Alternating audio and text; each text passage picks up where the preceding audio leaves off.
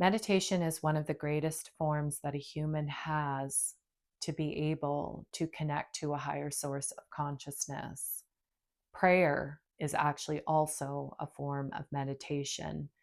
And meditation means many different things for many different people. Not everybody uses it for the same reasons that other people use it for. Meditation for some is a way of connecting to inner stillness and calming their thoughts and their minds and becoming more centered. Others use it as a form of astral planing to take the opportunity to take themselves out of their body. And then there are those, say, within the yogic practice, such as Kriya Yoga, Bhakti Yoga, where the control of the breath and the body help them to come into a divine union with a higher source of consciousness. But is it necessary for that form of meditation in order to connect to a higher source of consciousness? Absolutely not. I've never performed Kriya or Bhakti, not to say that I wouldn't love to have the opportunity to learn how to do so. But on my journey over the last few years, what I've recognized is that those forms of meditation, in order to connect to a higher source of consciousness, are definitely okay avenues of doing so, but it is absolutely not necessary for someone who doesn't have the desire to learn how to do it that way to have the opportunity to be able to connect to God through meditation. One of the things that I do think is ultimately the most important within meditation that will connect you to a higher source of consciousness is whether or not you have an open heart chakra. It all starts with the heart. If you meditate on a day to day basis as a way of calming your mind and centering yourself, and you find that, but you finish your meditation and you go back into the world and you become an angry, anxiety ridden human being, then you haven't really ultimately understood the importance of opening up your heart chakra by healing yourself first to ultimately be able to connect to that higher source of consciousness. And then, in fact, meditation isn't really doing you any good if it's only doing you good when you're away from people and the situations that you encounter within the world. And I see this a lot. I see a lot of people who can find a sense of peace and find a sense of calm only when they're away from other human beings and activities and places. But the minute they're in those situations, they have a hard time centering themselves and being around people without finding themselves maybe getting angry or losing control. And it's because they don't have the ability to understand how important it is to first and foremost have an open heart chakra, and that there's more work that needs to be done in order to accomplish that. The heart chakra is the center of God consciousness. It is where God resides within each and every single one of us, first and foremost. You can't ultimately have a divine union with God, say within the crown chakra, where all the information through the third eye or through the crown chakra is given to you in order to traverse life, if you have a closed heart chakra. And in fact, it's next to impossible. And I believe I've explained this before in some of the other videos that I've done.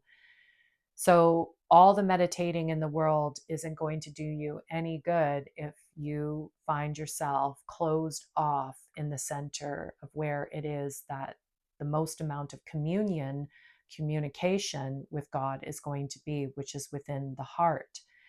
Meditation helps you, at the very least, learn how to connect to that aspect of God by opening it up through meditation. And how do we open up our heart in meditation?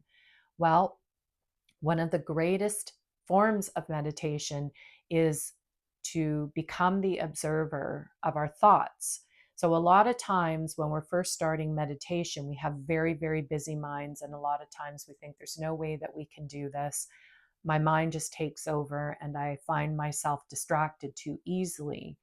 That is true of everybody. And the ultimate goal is to not rid yourself of your thoughts.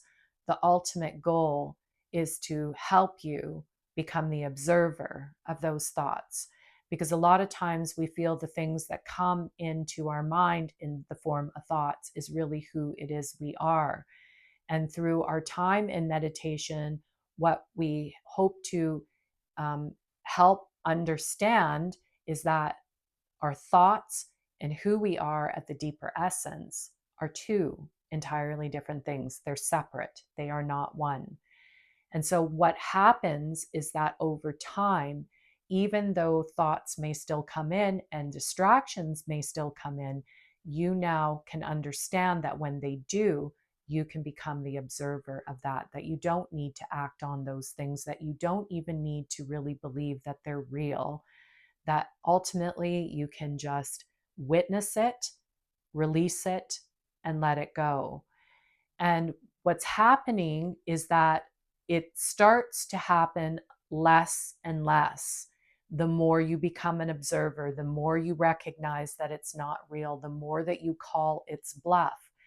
So, what you're doing is you're now eliminating the layers of distraction through the thoughts that you've had, say, about yourself, about the world, about the experience, about other people. And you are now uncovering and opening up the ability to be able to tap into the center aspect that's always been there, because God is not just something that magically appears one day. God has always been in the center heart chakra. It just so happens that we have had layers and layers and layers of experiences and distractions and noises that have kept us from ultimately tapping into this aspect of ourselves. And so when we take the time to be able to uncover all of those layers by becoming the observer of our thoughts and eliminating the layers through our thoughts by identifying a lot of the things that are happening or coming into our field of awareness as false, we now open ourselves to be able to tap into what has always been an aspect of us, and that is this God consciousness. Does it take time? Absolutely, it takes time. Is it worth it? Absolutely, it is worth it.